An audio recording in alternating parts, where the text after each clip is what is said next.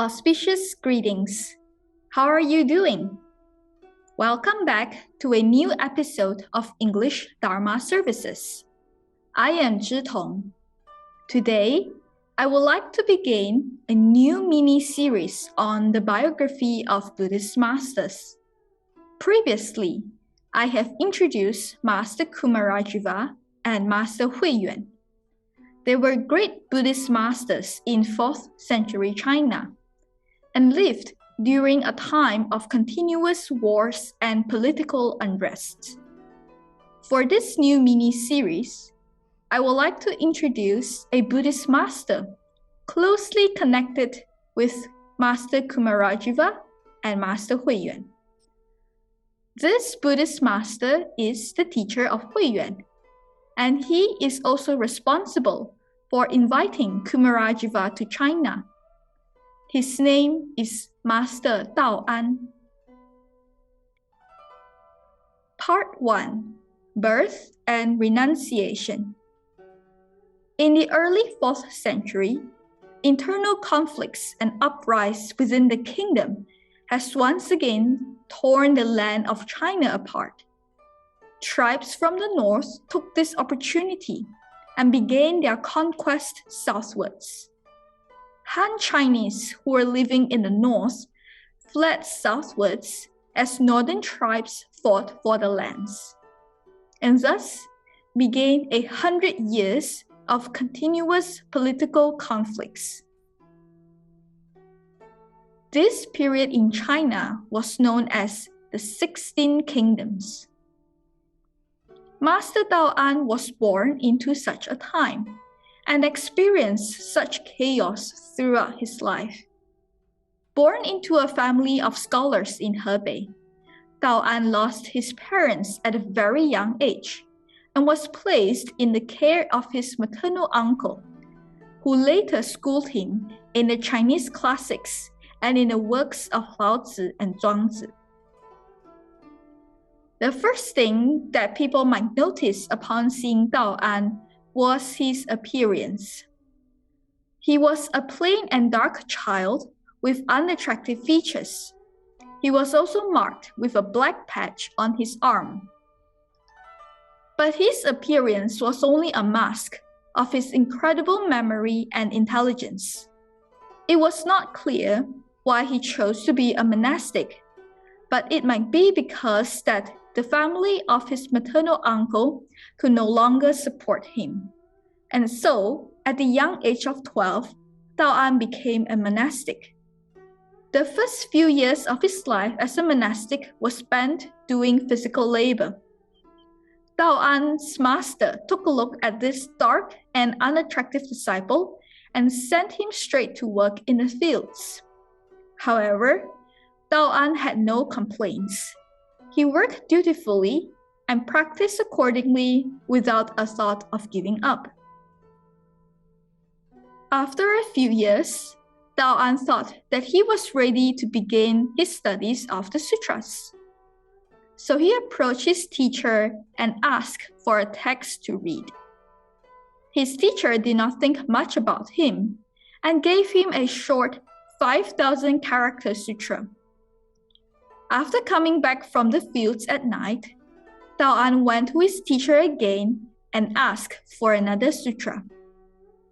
"Have you already memorized the first sutra?" the teacher asked suspiciously. "Yes, I have, teacher. Please give me another sutra. I would very much like to read more," said Dao'an earnestly.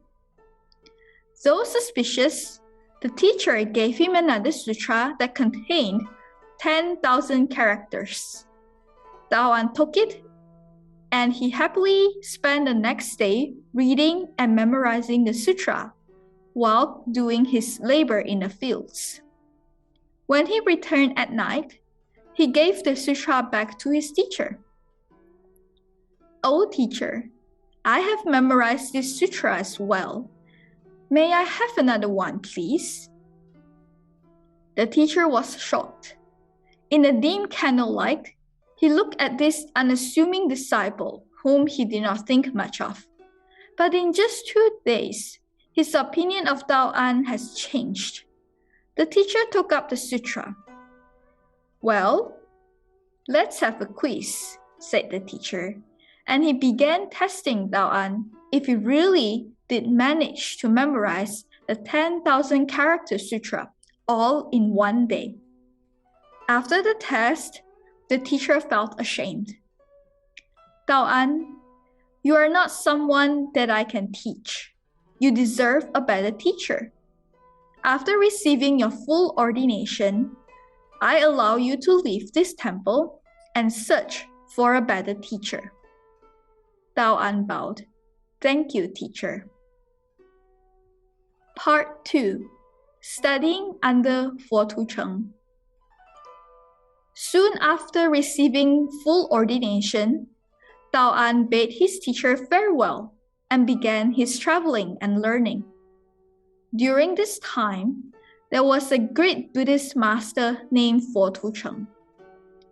Originally from the western regions, Fo Tu Cheng came to China with the single vow of spreading Buddhism.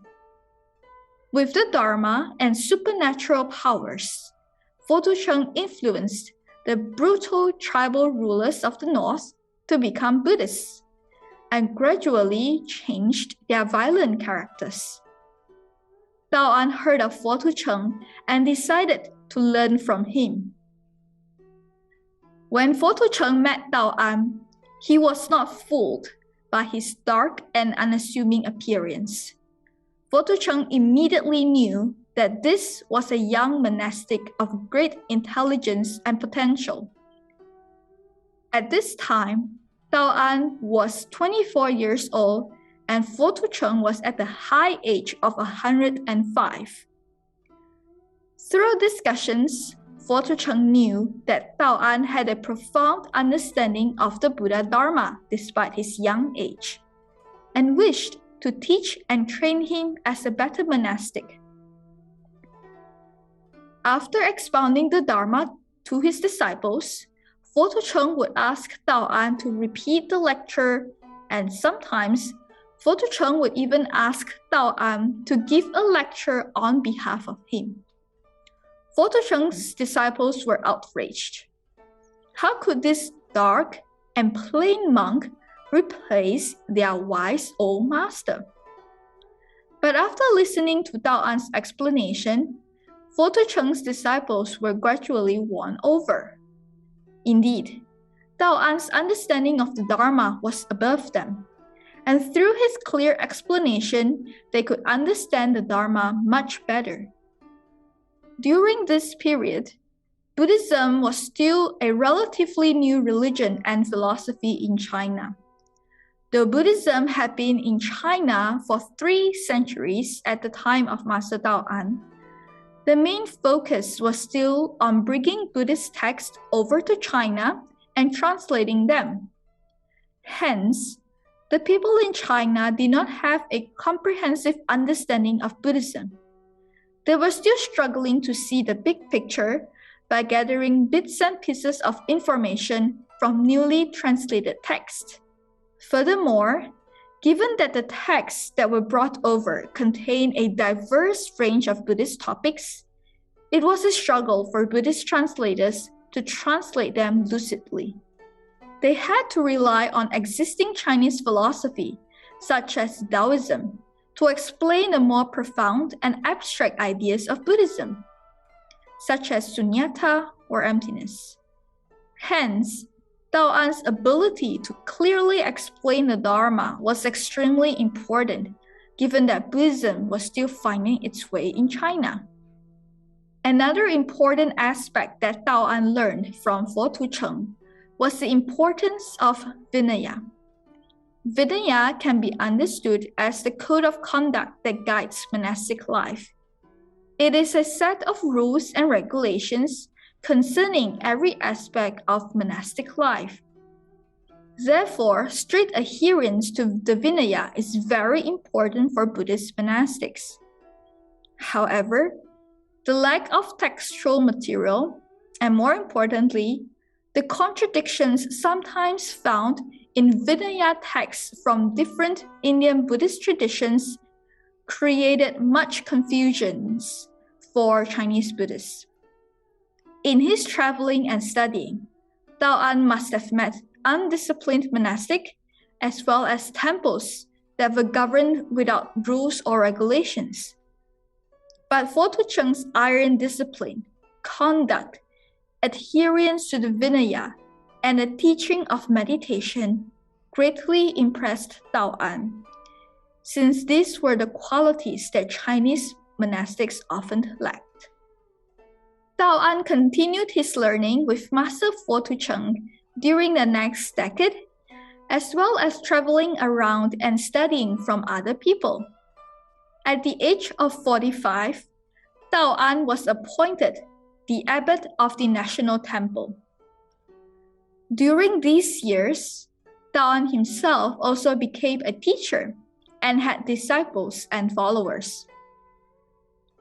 It was also around this time that Dao'an began to see that Chinese Buddhism cannot keep relying on Taoism to explain profound Buddhist ideas.